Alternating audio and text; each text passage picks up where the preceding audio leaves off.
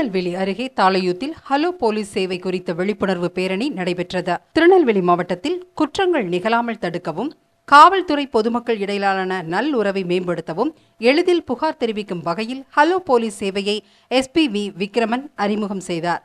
WhatsApp குறுந்தகவல் மூலம் 9952740740 என்ற செல்லிடப்பேசி எண்ணில் புகார் தெரிவிக்கும் இந்த சேவையை மாவட்டம் முழுவதும் அனைத்து மக்களும் அறியும் வகையில் நடவடிக்கை எடுக்கப்பட்டது. தாளையூத்தில் இச்சேவை குறித்த விழிப்புணர்வு பேரணி நடைபெற்றது.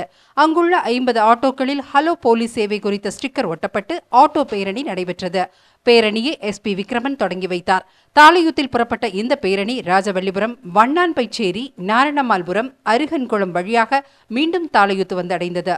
பேரணியில் DSP R. ராஜாராம், காவல் ஆய்வாளர் சார்லஸ் கலைமணி மற்றும் காவலர்கள் பங்கேற்றனர். பேரணியில் DSP R. ராஜாராம், காவல் ஆய்வாளர் சார்லஸ் கலைமணி மற்றும் காவலர்கள் பங்கேற்றனர்.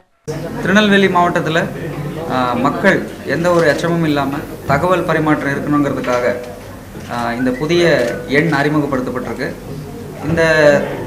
இந்த ஃபோன் நம்பரில் எந்த தகவல் வேணாலும், எந்த நேரத்தில் வேணாலும், யார் வேணாலும் கொடுக்கலாம். அவங்களுடைய ஐடென்டிட்டி, யார் பேசுகிறாங்க, அந்த நம்பர் ரகசியம் காக்கப்படும். ஏன்னா இது என்னுடைய நேரடி கட்டுப்பாட்டில் இயங்கக்கூடிய ஒரு சேவை, கண்ட்ரோல் ரூம். இப்போ இருக்கக்கூடிய இளைஞர்கள் சமுதாயத்தில் நடக்கிற சட்டவிரோதமான செயல்களை எதிர்த்து போராடணும் அப்படிங்கிற ஒரு எண்ண உடையவர்களாக இருக்கிறாங்க. அதே மாதிரி அவங்க கையில் ஆண்ட்ராய்டு மொபைல் ஃபோனும் இருக்குது.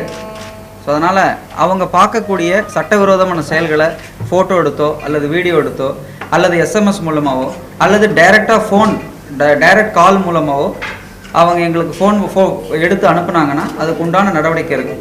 அந்த தகவலை ஃபீல்டு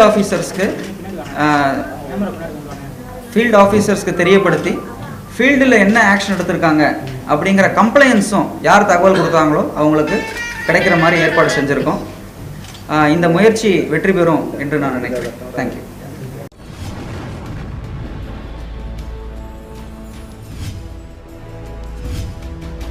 நீங்கள் பார்த்துக் கொண்டிருப்பது உங்கள் கதிர் TV.